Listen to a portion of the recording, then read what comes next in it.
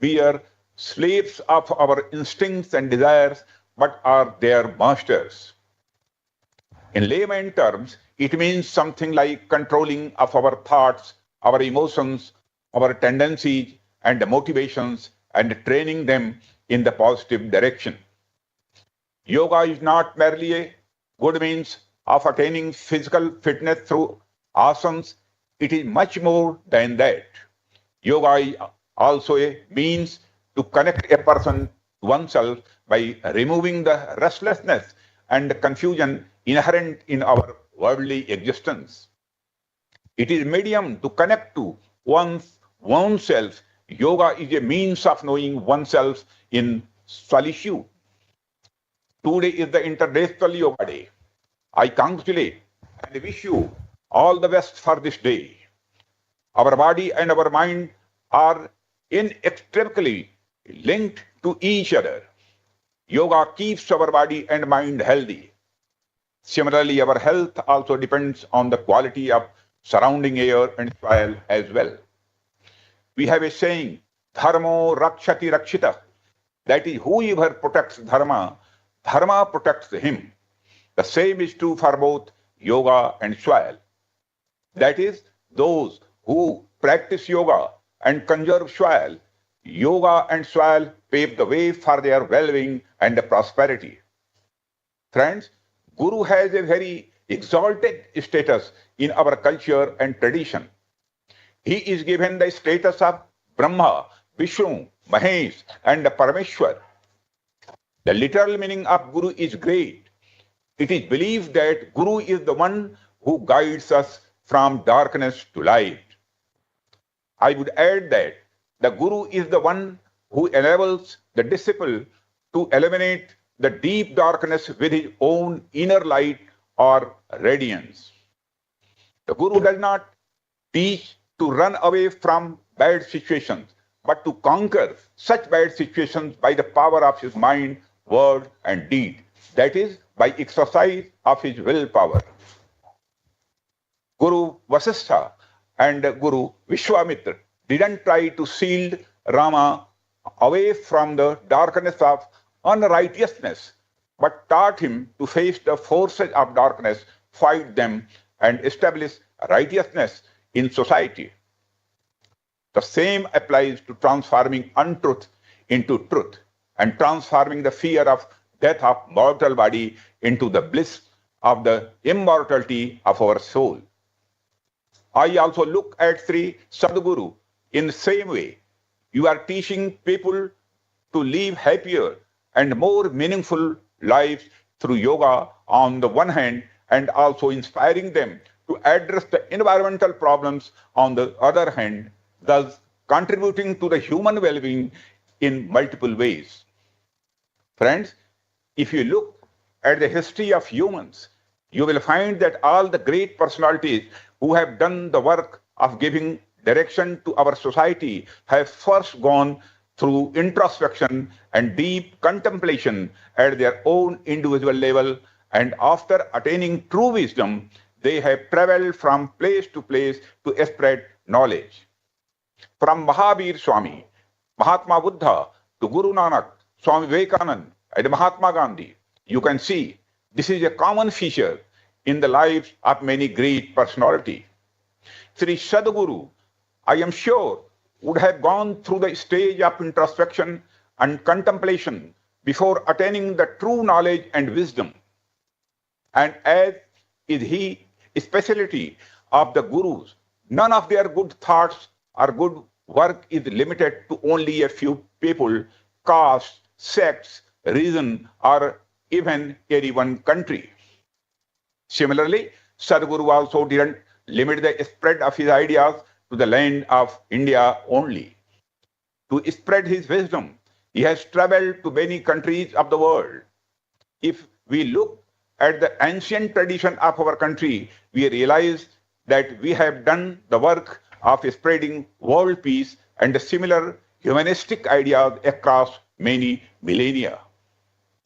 By giving the message of Vasudhaiva Kutumbakam, India has not only considered the people of living within its border, but the people of the whole world as one family. Sadhguru, by his work, has certainly brought to life the spirit of Vasudhaiva Kutumbakam by connecting a large number of people from all over the world into one thread for creating a new environmental movement. I would like to mention another attribute that I have noticed in Sadhguru. There have been many great personalities in our society who have shown the way to the world in getting rid of the problems of the material world. There have been many such sages who have rejected the world as mortal, have explained the path of attainment of the Brahma, and have given the message of transcendentalism to the people. But respected Sadhguru is one of those rare personalities who are enriching the material world through campaigns like Save Soil, as well as giving transcendental messages through spirituality. We are certainly very fortunate to have got direct inspiration from Sri Sadhguru. Friends, we are living in an era when there has been a persistent and real apprehensions about the irreparable degradation of environment. We see new data of soil degradation and increasing soil salinity every day. Scientists from all over the world claim that the fertile topsoil will last only for next 60 years or so. At such a time, the Save Soil campaign certainly provides a ray of hope. It instills a belief that the large number of people from all over the world who have joined this campaign will contribute in maintaining the health of the soil in the times to come. Friends, when it comes to soil, our immediate attention goes towards its fertility, its degradation, salinity, and other such environmental concerns. But the importance of soil is much broader and deeper than this. It is directly related to human civilization, culture, literature, history, art, and philosophy. The first step in the journey of human beings from nature to culture was land or soil. Here, nature refers to the original state of creation, that is, the stage of hunter-gatherers, and culture refers to practice of agriculture, which initiated the journey of human civilization. The beginning of agriculture is the starting point of our culture. With the passage of time, the food habits, dress, customs, way of life all become part of the culture, and all of them are invariably linked to the local and along with the local soil, climate, and water resources, etc. Dal bati churma in Rajasthan, or bhat in Bengal Bihar, or idli sambar in Tamil Nadu didn't randomly become a part of the local cuisine. The weather, water resources, as well as the soil have been the main reasons behind local preferences. The kind of crops that the soil will allow to be grown in a place would determine the food and culture of the region. Sri Giriya Kumar Mathur was a great Hindi poet. In a few words, he presents this in a wonderful way, stating that the piercing or soil by plow, a metaphor of the coming together of nature and the human effort, give birth to the human civilization. I want to share it with you. हल की जिसकी नोक से बेजान मिट्टी झूम उठती, सभ्यता का चांद खिलता, जंगलों की रात मिटती. When man progressed from uncivilized existence to civilization, he progressed only because of the land covered with bountiful, fertile soil. In our culture, rivers like Ganga, Yamuna, Krishna, Kaveri, Narmada, and Godavari have been recognized as mothers. There is a good reason behind this. Who is a mother? The one who gives us life and nurtures us. Rivers do the same thing. On the one hand, they provide us with abundant water. On the other, they continue to make the land fertile and enrich our life by bringing different types of soils from far and wide. The best example of how land and soil make up our history is the emergence and development of many of the world's civilizations. Be it the Indus Valley civilization, the Mesopotamian civilization, the Babylonian civilization, or the Greek civilization, all have been connected by rivers in some way or the other. Rivers are the mother of civilizations.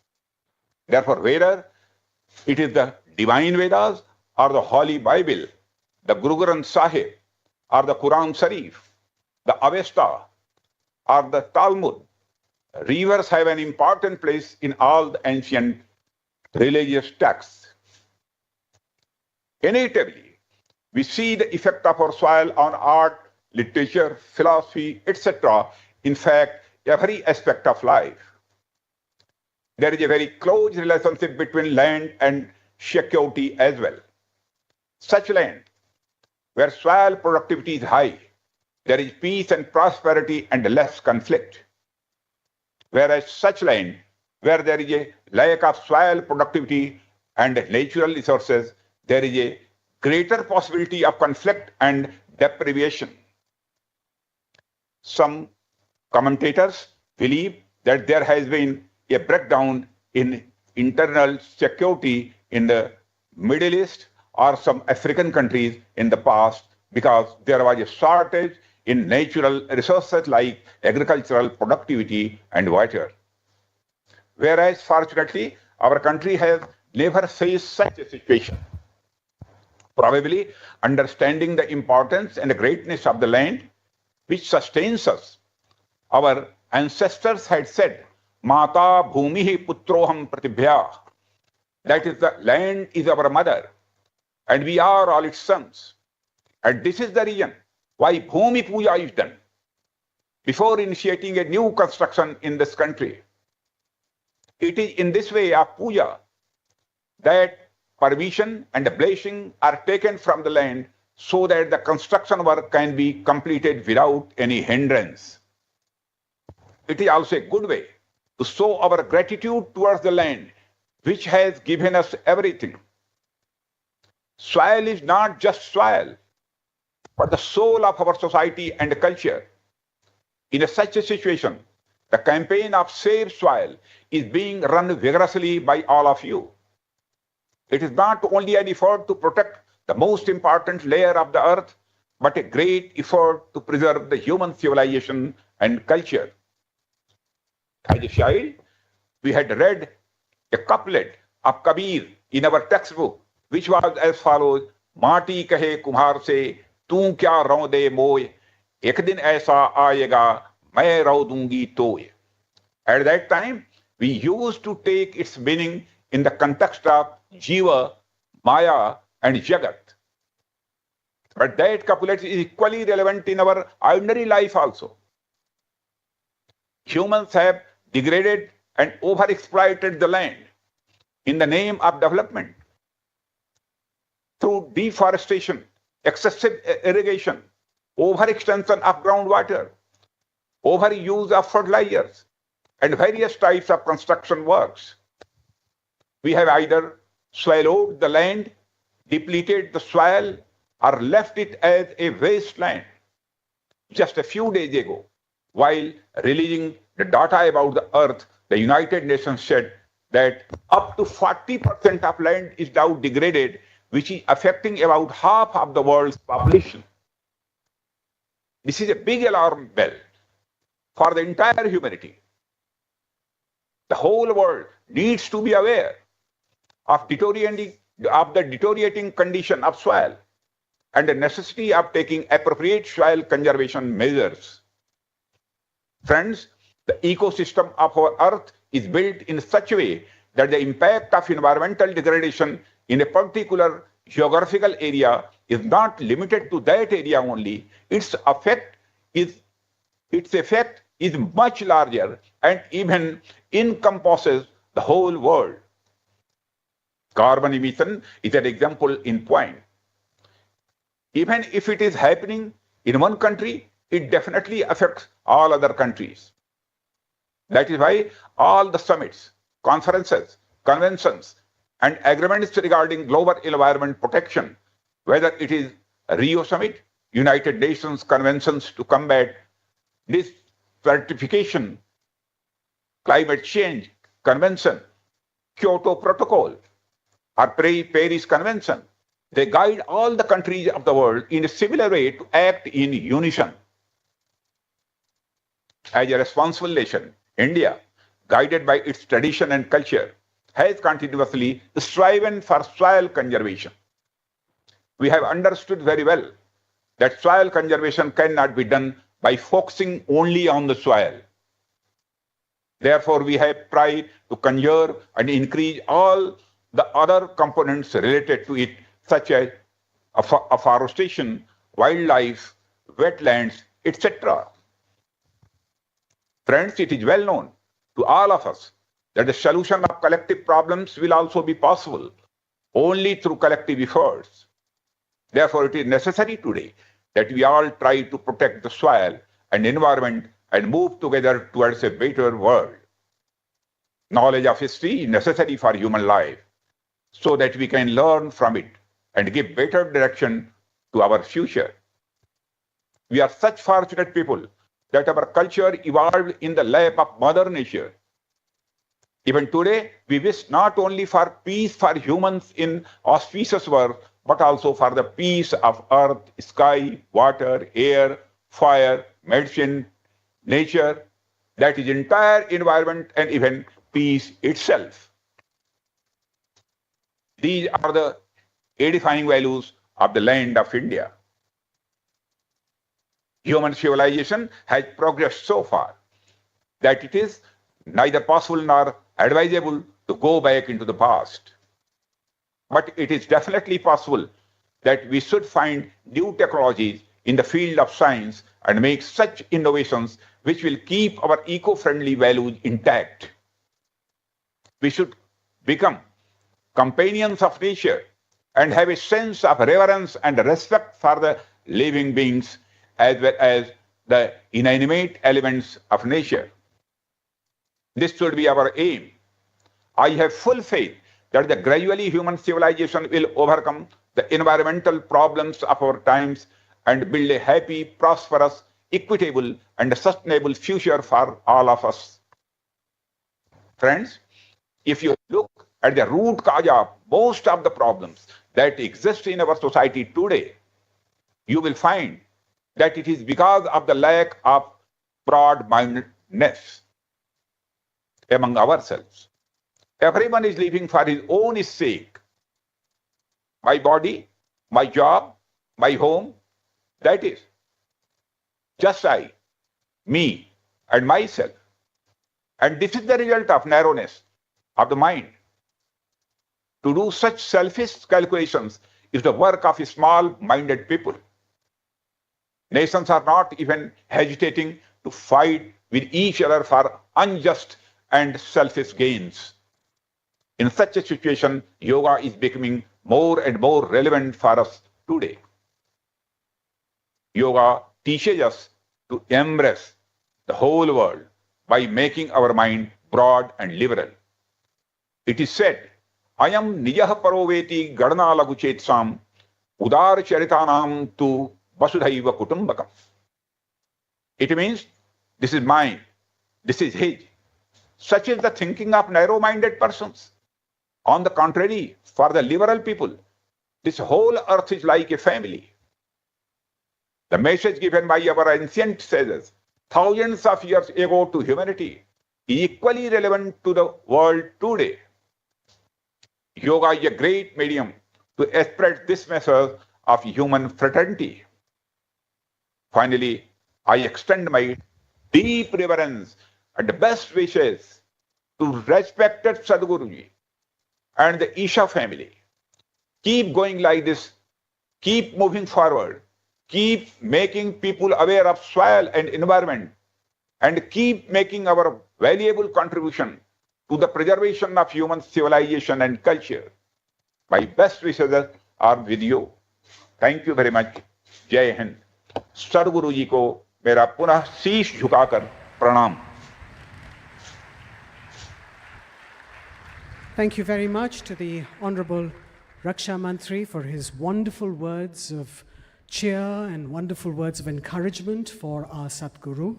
Ladies and gentlemen, we have Sadhguru with us now. We've been waiting for a long time to see him, and I'd like to request Air Marshal S.K. Indoria, Senior Air Staff Officer, to please accompany Sadhguru to the stage.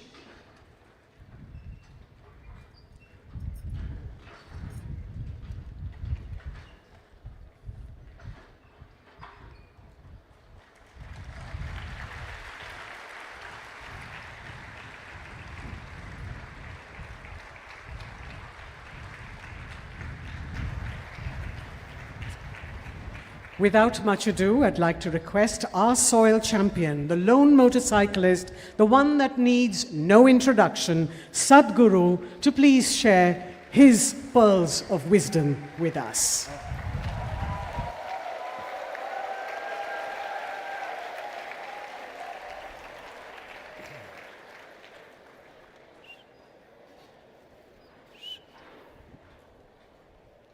Namaskaram, sir. Please, you please.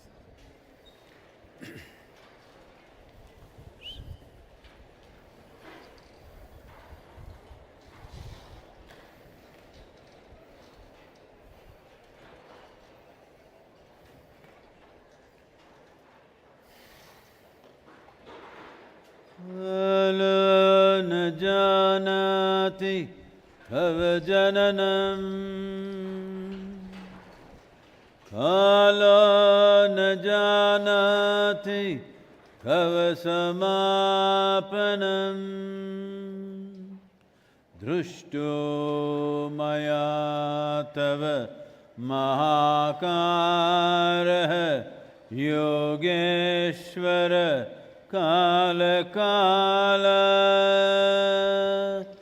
Yogeshwar काल काल। Namaskaram, namaskaram to everyone. Sir, please, please, sir. That's a wonderful background.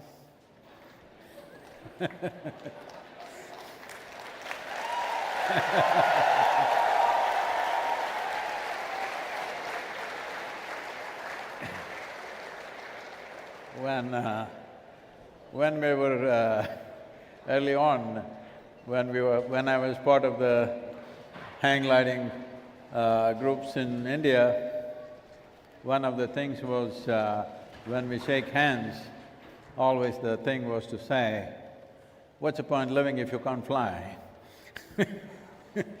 As if we were birds. But that's how it was. And then I realized I built my own little contraption which I called a hang glider and tried to fly.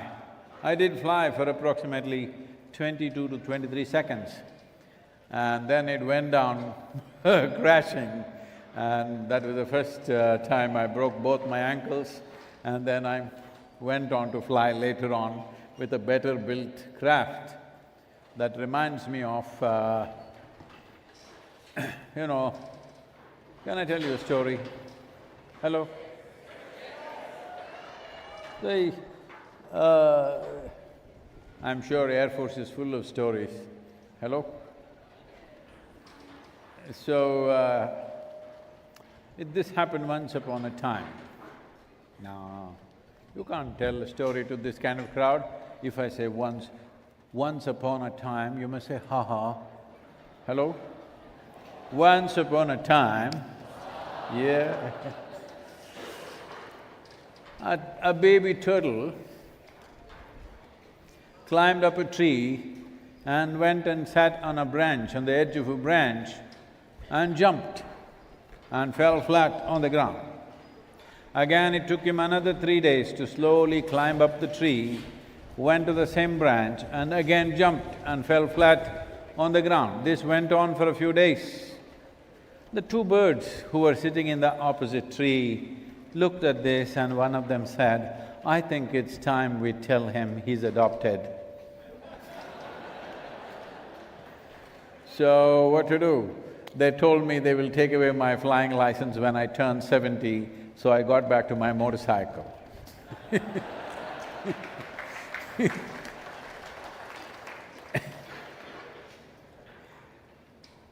So, the Save Soil movement has gone through 27 nations, as you know. How many kilometers, huh? Does somebody have a number, exact number? Somewhere over 28,000 kilometers. And in India, we've gone through this 8, 9 states now. Everywhere, everybody has signed MOUs and people's response has been spectacular on the ground. About 6 days ago, an agency which gives us social media metric says that the conservative estimate would be that about 3.2 billion people have responded to Save Soil message.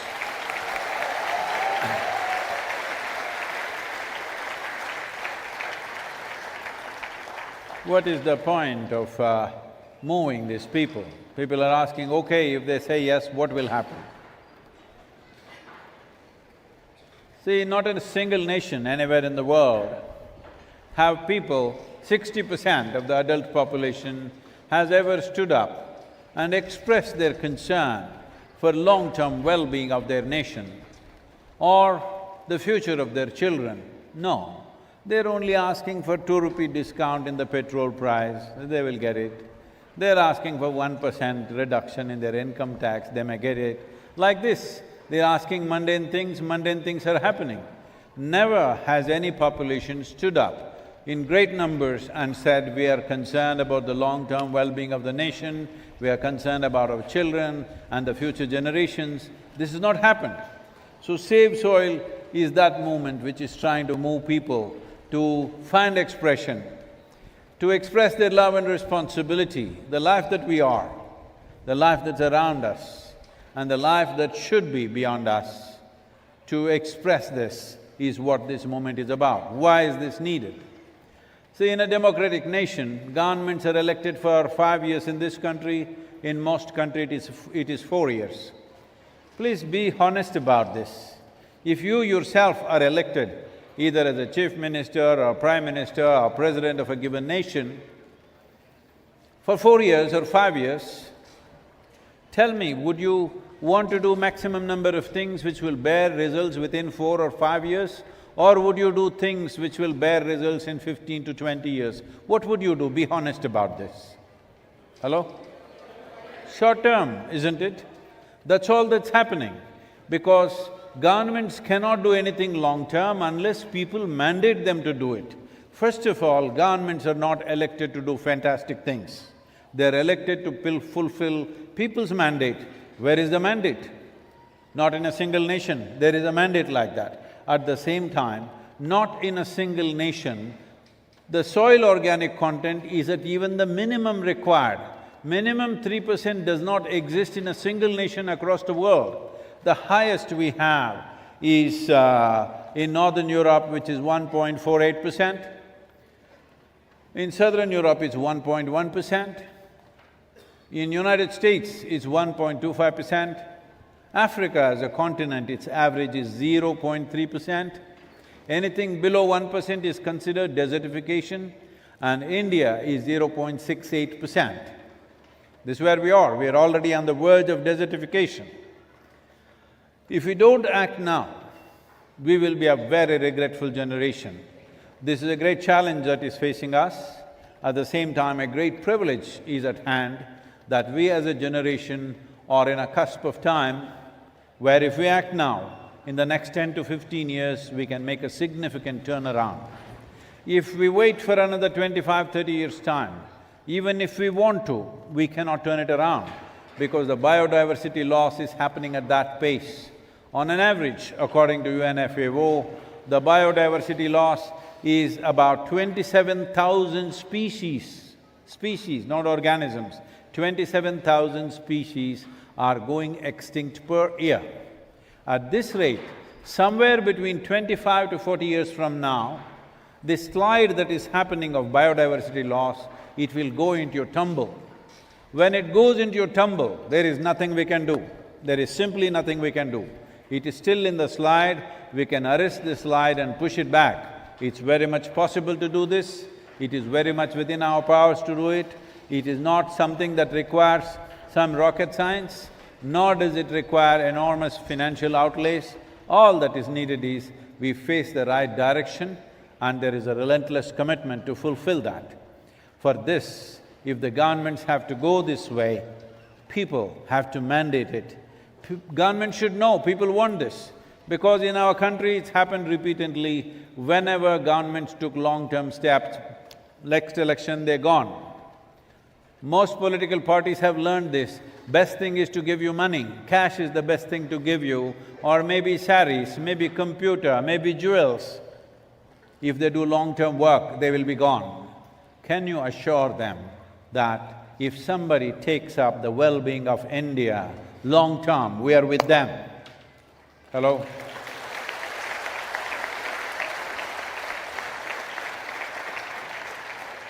This is very needed. If we, as citizens of this nation, if we do not assure the elected governments that if you take long-term steps for the well-being of this nation, we are with you. If this statement is not made by citizenry, political parties will always do short-term things, because after all, they have to win the election also to be there.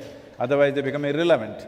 You must understand, I'm not a sympathizer of political personalities, but I'm telling you, suppose you had a job like this, today we'll place you right on the top. Tomorrow morning if you lose the election, you are in oblivion, you're gone, finished.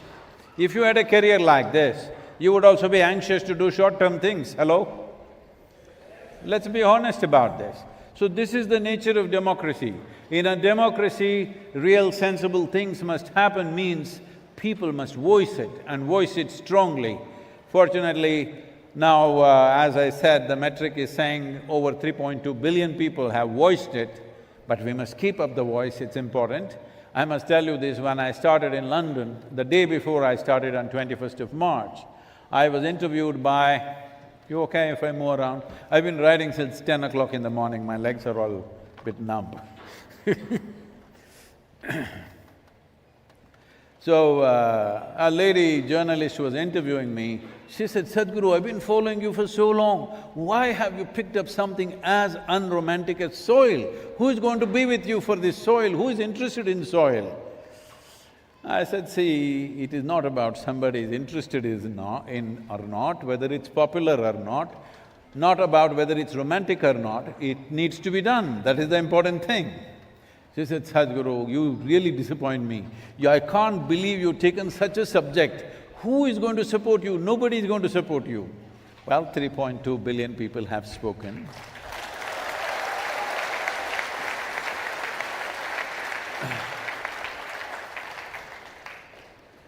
It's been a tremendous journey.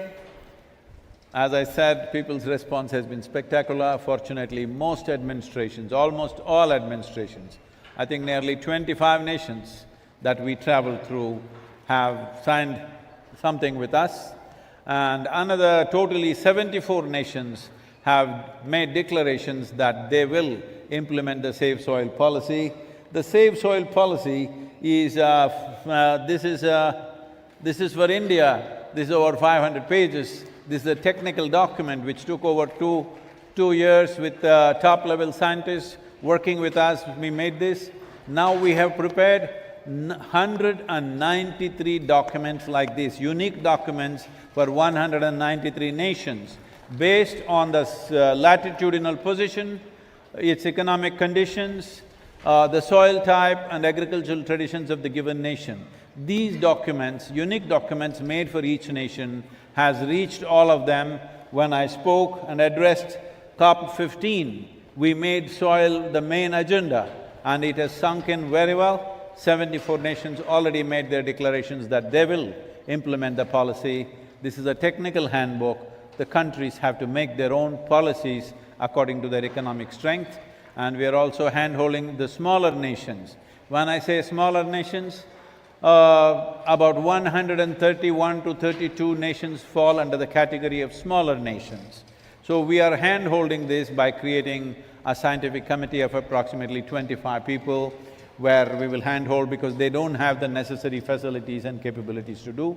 Larger nations have their own means to do this.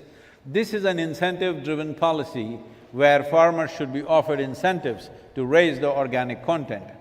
Well, this is very very wonderful to be here among the forces, but this is the first event for me in Tamil Nadu after this nearly 100 days.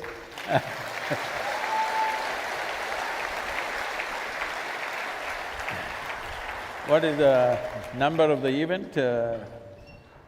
Let's see. This must be 617 or 618th event in this nearly 100 days. So it's not only about riding these distances, it's been these on an average 8 to 9 events per day. So I've been busy, you know. So most people thought I won't make it, Sadhguru, this is impossible. But at the same time, they constructed a schedule, a program schedule, where there is not a single day of contingency plan. There's no contingency, either for the man or the machine. But both have reached here without any need for contingency.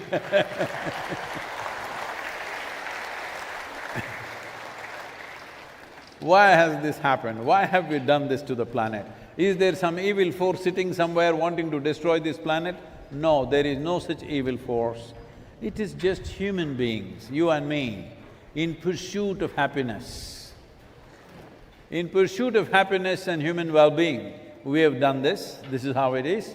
Every one of us are partners in this destruction. The only way around is every one of us become partners in the solution. That's the only way forward. But why? Why means it's like this. Can I tell you a story once again? I did not hear appropriate noises for the previous story. Once upon a time,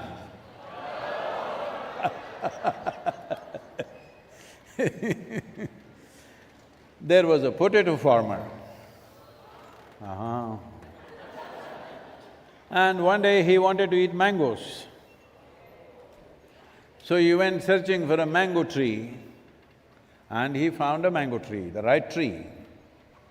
And he wanted to eat mangoes, but out of sheer habit, started digging the ground for mangoes, because he's a potato farmer. And he dug a little bit. When he found no mangoes, he became very furious and dug furiously. And as he dug furiously, slowly the tree came down upon him. This is the story of humanity.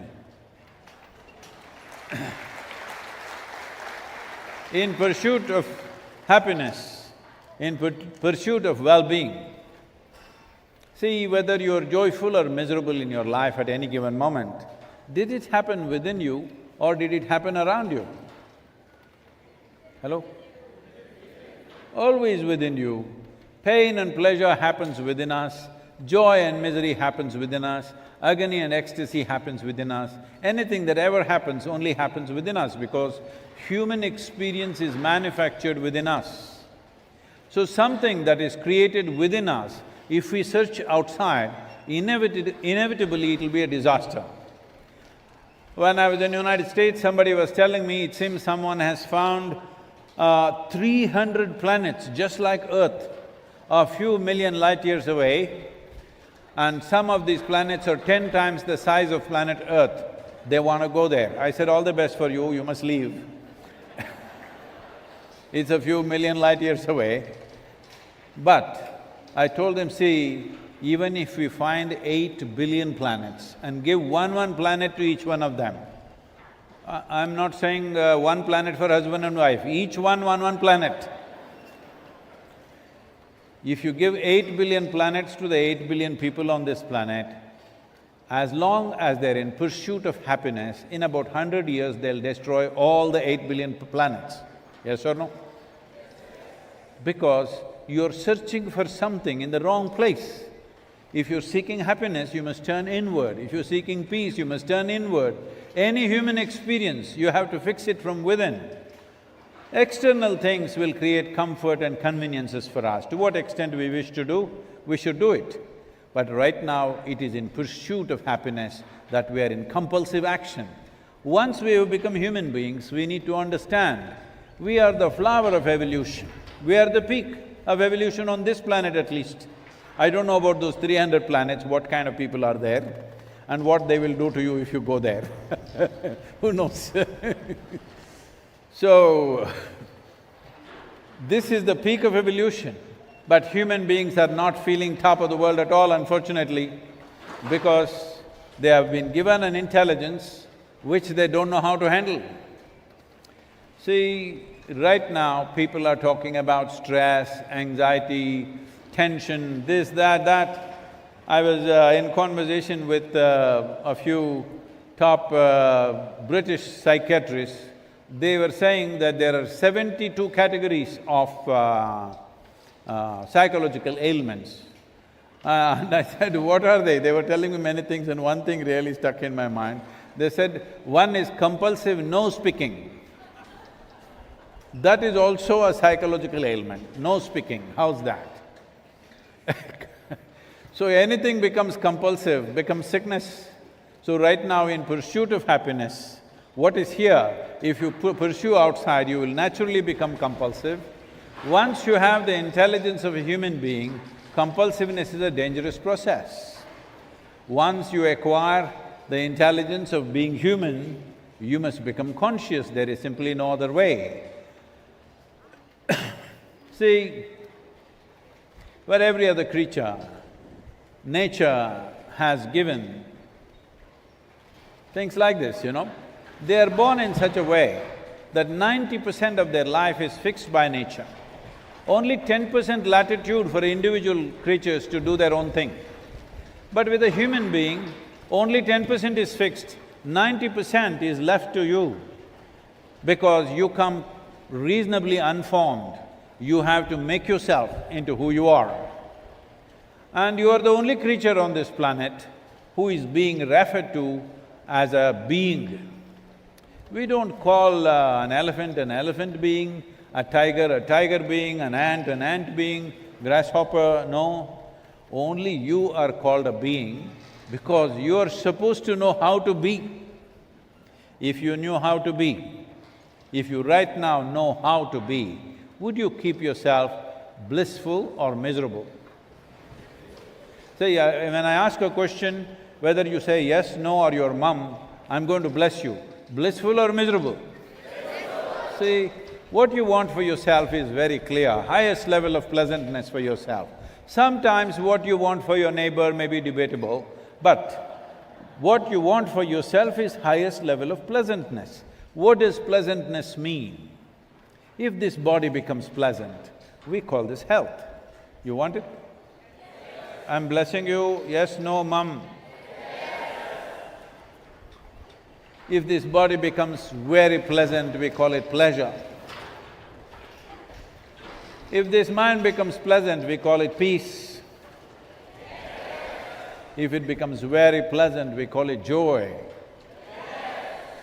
If our emotions become pleasant, we call this love.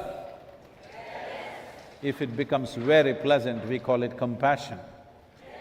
If our very life energies become pleasant, we call this blissfulness. If it becomes very pleasant, we call it ecstasy. If our surroundings become pleasant, we call this success. Only to make your surroundings pleasant, you need the cooperation of people and forces around you. Because making the surroundings pleasant is not completely yours. There are other people, there are other forces, there are times in which we exist, there are various situations. But to make this body pleasant, this mind pleasant, this emotion pleasant and these energies pleasant is 100% your business. Hello? Well, this is one aspect of yoga, that who you are, right now how you are, is determined by you, not by somebody else. Because if somebody tries to determine what you can wear, what you can eat, where you can sit, where you cannot sit, you will say, am I a slave? But if somebody can decide whether you are happy or unhappy, are you not a horrible slave? Hello? Somebody can decide whether you're pleasant or unpleasant. Is this not slavery? This is the worst form of slavery, but most people have succumbed to it most of the time. Because today it is happening. Is it time to fly? Just happening. I'm in downwind, that's a problem.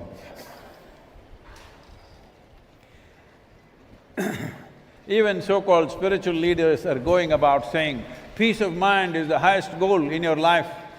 Such people will only rest in peace. Because if you have to enjoy your dinner tonight, even if you're not bursting with joy, at least you must be peaceful. Hello? If you want to enjoy the company of somebody who's sitting next to you, even if you're not dripping love, at least you must be peaceful. If you want to just enjoy the breeze and walk, at least you must be peaceful. So is peace a fundamental requirement in your life or the ultimate goal of your life? So this happened, I was to speak in Tel Aviv, not on this trip, a few years ago. I was flying out of Atlanta and I was to land there late morning and speak at 6:30 in the evening, but I ended up landing there at 6 p.m. because of some delays in the flight. Then I had only 25–30 minutes and I have this problem that I have in these 40 years, nearly 40 years now, a few months away from 40, I've never been late to a single event. So I don't want to break my reputation, so I quickly change in the airport and try rushing, and I'm famished. I'm super hungry because I'm flying an American airline, there's nothing edible on that plane. So I'm really hungry, but there's no time, so I rushed. Then I went, this doesn't happen to me at all. On that day, I was speaking in a very, a very popular restaurant. This doesn't happen to me at all. But when you're that hungry, it's just the right place, the venue. It is a popular restaurant. Restaurants are popular for many reasons. Some are popular because of the food, some are popular because of the ambience, some are popular because of the conversations that happen here. So this restaurant is popular because the most intelligent conversations in Tel Aviv happen in this restaurant, not in the parliament. It's the same there also. So, I went in and people were already coming in and they were greeting me, and one man came and said, "Shalom." I asked, "What does it mean?" He said, "It is the highest way of greeting." I said, "That's your opinion, what does it mean?" He said, "No, really, this is the highest way of greeting." I said, "All right, what does the word mean?" He said, "It means peace."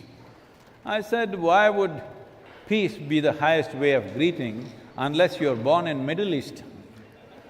In South India, in the morning somebody comes up to me and says, 'Peace.' I'll say, 'What's wrong with you?' I'm saying anything that you're deprived of, if you deprive yourself of something for long enough, then suddenly you think it's divine. Today if you say peace, people say divine peace. If you say joy, if you say bliss, they say divine bliss. If you say love, they say God is love. These are all things that human beings are capable of. Hello? Human beings are capable of being peaceful, blissful, loving. If they allow themselves to be, they're capable. But all the miserable people are busy exporting all this to heaven. Anything you say, it's all up there. I think the very idea that there is a better place to live than this is a crime. Hello? That there is somewhere else a better place than this is a crime. This crime has led us to this place that we destroy this, planning to go somewhere else to a better place, whether it's another planet that somebody is talking about, or a virtual space that you call as heaven, or whatever you want to call it. The moment you think this is not where life is, real life is somewhere else, then you are a disaster here. This we must change. This is why the Save Soil movement is under the Conscious Planet banner, because what we need is a conscious human being. Once you have attained to this level of intelligence, it's very important you're conscious, otherwise human intelligence is becoming a problem. Tell me, in principle, should intelligence be a problem or a solution? It's always a solution, it is the only solution. But unfortunately, human intelligence is becoming a problem because you're wielding it unconsciously. I'll ask you one more question, yes or no, it's up to you, I'm going to bless. Would you like to have a sharp intelligence or a blunt one? So once you have a sharp instrument in your hand, how you move your hand, how you hold it, which way you hold it, all these things become very important, yes or no? Why we do not give a knife to a child's hand is not because knife is dangerous, nor is a child dangerous. It is just that a child's hand is not steady enough and he is not conscious enough. He may do this and he may harm himself or he may harm somebody. So right now, this is all that's happening. You know, there is a issue, this is an evolutionary issue, it's not your fault. This is an evolutionary issue because genetic scientists are saying that DNA difference between you and a chimpanzee is only 1.23%.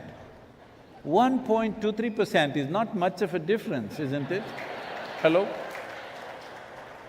Physiologically, that is how close you are to a chimpanzee, just 1.23%. But in terms of your intelligence and awareness, you're worlds apart from a chimpanzee, and this is your problem. You have an intelligence for which you don't have a stable enough base. Today being, International Day of Yoga, I must remind you, there is a way to create a stable chemistry, stable physiology, where it will highlight your intelligence, that it works for you and the well-being of this being and every being. This is what intelligence should do. Right now it works against you, you may call it stress, you may call it anxiety, you may call it whatever, no speaking if you want to call it. But essentially, your intelligence is working against you. This one thing you must do in your life. Whatever else you do or you do not do, this one thing you must do, that in your life, you are never the problem. Hello? There are many issues around you, we will deal with it to the best of our capabilities, but I am not the issue in my life. Can you make this happen for yourself? This one thing you must do. You yourself are never the issue, but for most human beings, they are the issue. Their own thoughts, their own emotions are messing them up so badly. You're getting serious, huh? This happened. On a certain day, a lady went to sleep. I don't hear any appropriate noises. A lady went to sleep. In her sleep, she had a dream. In her dream, she saw a hunk of a man standing there and staring at her. Then he started coming closer and closer and closer. He came so close that she could even feel his breath, and she trembled, not in fear. And then she asked, "What will you do to me?" The man said, "Well, lady, it's your dream." What's happening in your head is your dream. It must happen the way you want it, hello? Life may not be happening the way you want it. At least your dream should happen the way you want it. Your thought, your emotion, your mind, your everything, what you do must happen your way. There are others in the world, they will do their own thing, it's always there. But at least what is happening in this one person must be your way. This one person must be the way you want him, isn't it? Hello? Others, they will never be 100% your way. Ask the married people, have they been 100% your way? 51% if they're happening your way, you are in control. 51%. If you try 100%, nobody will be with you. If you try 100%, not a single person will be anywhere around you, it's gone. So nobody will happen your way, that's not the problem. This one person must happen absolutely your way. If this person happened your way, will you keep him blissful, wonderful or not? You must do at least this much. If you can make the world wonderful, great. But if not, at least this piece of the world must become wonderful. You must promise me on this International Yoga Day that, I was in Mysore, I was just looking at this, the Prime Minister sitting on the ground with everybody else, lying down, doing yoga. Head of state doing yoga with people on the ground outside, where has it happened? Never happened. I said, this one man is doing all this.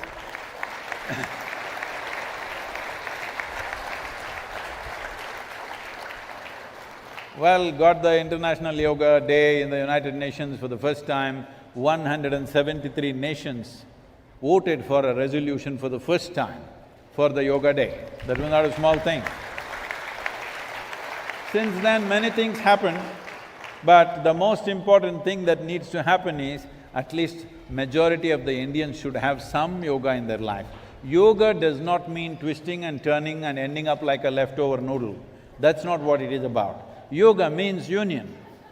Yoga means union. Right now, is everybody here breathing? No, check and tell me.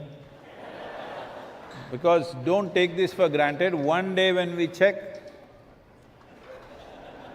it'll happen to you, it'll happen to me. I'll bless you with a long life, but it will happen anyway. Yes or no? So right now you're breathing, it's a tremendous privilege. Breath means what? You are having a love affair with the atmosphere. You are in union with the atmosphere. This breath, that your present breath, what is gone into your lungs right now, we do not know where it was yesterday. Maybe it was in Eastern Africa. What do you think? Monsoon winds, I'm saying, what speed are they traveling? In 24 hours, I think they're reaching here. So we don't know where it was. If you experience this, if you really experience what I exhale, these trees are inhaling. What these trees exhale, I am inhaling. If you genuinely experience this, it's a great love affair every breath, yes or no? So right now you're doing yoga, but unconscious. Whatever you're not conscious of does not exist for you. See, right now these dinosaurs standing there, hello, look at those big dinosaurs. Hey, don't turn back, huh? Come on. There is a huge dinosaur there, but you are not aware of it. It does not exist for you. I'm saying it doesn't matter what is the magnitude of something that's here. If you are unconscious, it doesn't exist for you, isn't it? And every time you eat food, you are in union with the soil. If you are conscious of it, did we have to do save soil business to you? Unconscious. So you must understand, once you have come as a human being, with the competence you have, with the capabilities you have, with the intelligence that you have, unconsciously if you use these things, your intelligence is the most destructive force. Right now, that's what it is. Because what should have been the greatest possibility has turned against us in many ways simply because we are wielding it unconsciously. Some people, I know I shouldn't say this in the Air Force, but Air Force Station, but some people in India, we refer to them as unguided missiles. They can go anywhere and blast anywhere. We don't even know who they're aimed at. They will just go anywhere. Out of control missiles are there in our country and everywhere. So, if you are an unguided missile, an unconscious intelligence becomes the most negative thing. Only if you're conscious, this intelligence becomes a tremendous possibility. It's my wish and my blessing. On this day, you must take some simple yoga. You don't think yoga means, not all that. Simple. Just sit and breathe. Just simply keep your hands together, because if you live like this, many things will happen. Just keep them together, not in prayer, simply together. Just breathe. Anyway you're breathing. Can you breathe consciously for 10, 12 minutes a day? Hello? See, I'm not even asking you to do anything extra, you're already breathing. Just become conscious. Hello? Just become conscious, because this is your union and this is the basis of your life. This is the very basis of your life, isn't it? One day when this is not here, that means you're not here, it's gone. So right now it is on, you must conduct all the important aspects of your life consciously, like breathing, eating, drinking water, at least these simple things. If you do it consciously, you will know what it means to be in yoga. Because without being in yoga, there is no life. Without union, it cannot exist. You cannot exist without being one with this air around you. You cannot exist without being one with the soil around you. It's just that it takes conscious way of doing it, that's all. So twisting, turning, if you want to do, we can also teach you that. That has its own benefits, but the simple thing is just this, you're aware that you're one with everything, not in thought, just conscious. Like you're conscious that your fingers are moving, you're conscious that you're one with everything. If this much happens to you, you will be a blessed life. It's my wish and my blessing, you must be that way. May you know yoga and live a wonderful life. Thank you very much.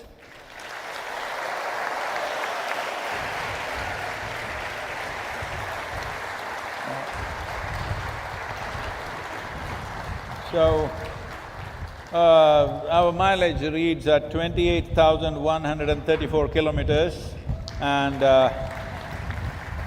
this is the 653rd event, this event. And oh, Namaskaram sir, I heard the Raksha Mantri is still on the video. Namaskaram sir, wonderful for you to stay, and we really are honored that you came on this day and did this. We really miss that you're not here physically, but it's wonderful you spent time with us on the video. Thank you very much, sir.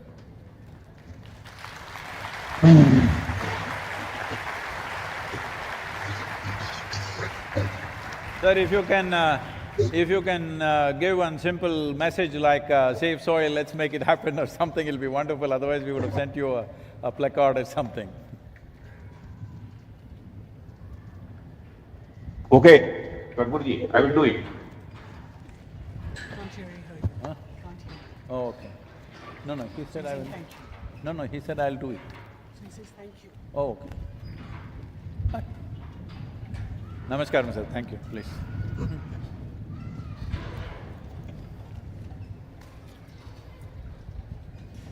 Why Tamil? No English? English is no? It's coming, sir.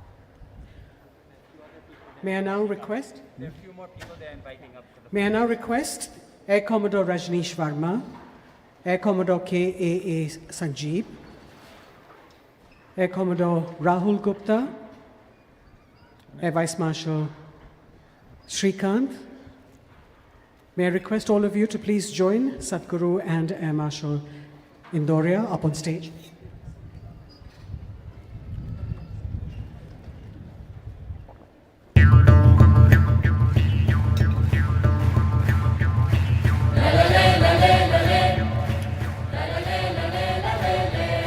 We'd like to capture this moment in a photograph for the Safe Soil movement.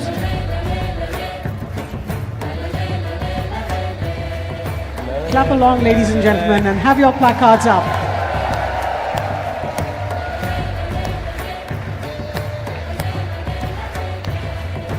Thank you very much, sir. If you can turn around and… Thank you very much. May I request all of you to please turn that way so that we can take a picture of this way. If you turn around, they will take it. Hold your placards up, you're on camera. Save the…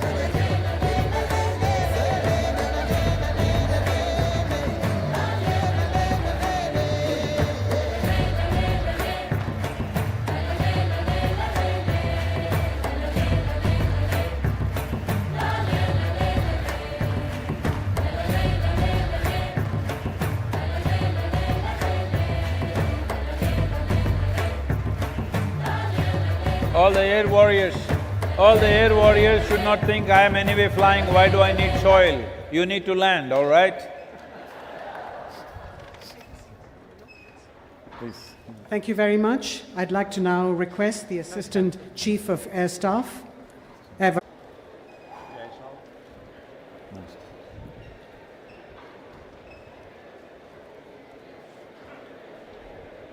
Good evening, one and all.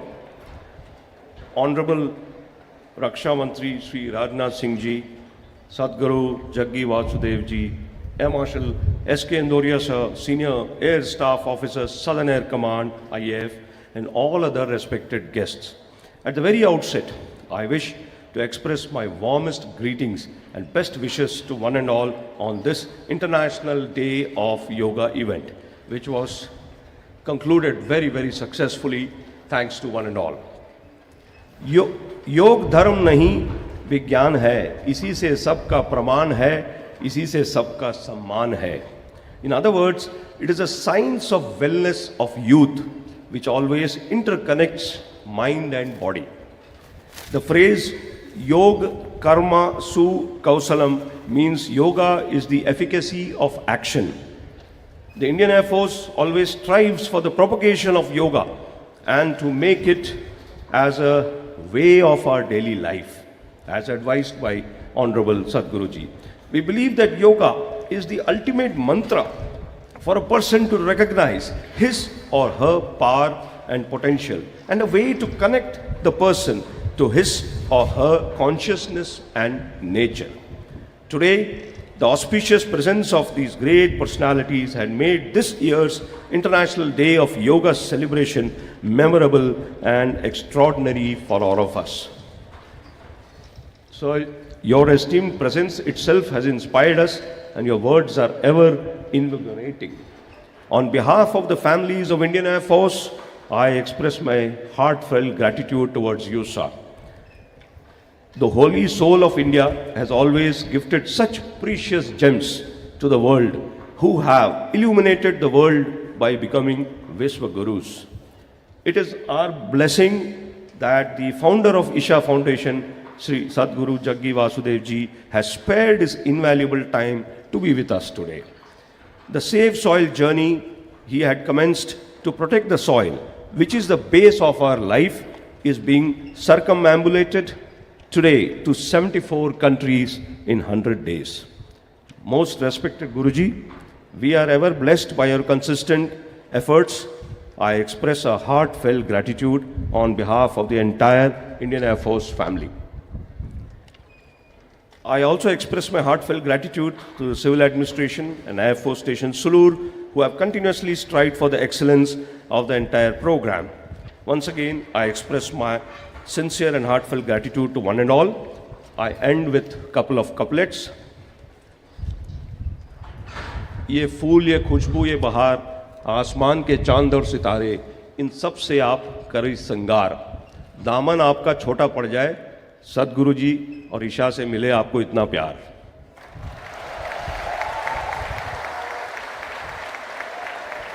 कर्म करो तो फल मिलता है, आज नहीं तो कल मिलता है.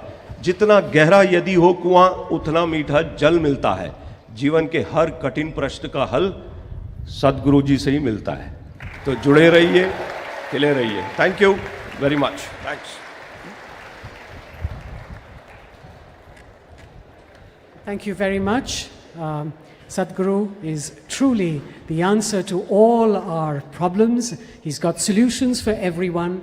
And as we celebrate the International Day of Yoga and his culmination of a journey that he's undertaken to redeem us from all the problems, may I request all of you to please join in the 1 billion voices, one anthem, one nation, one emotion. Please rise for the national anthem.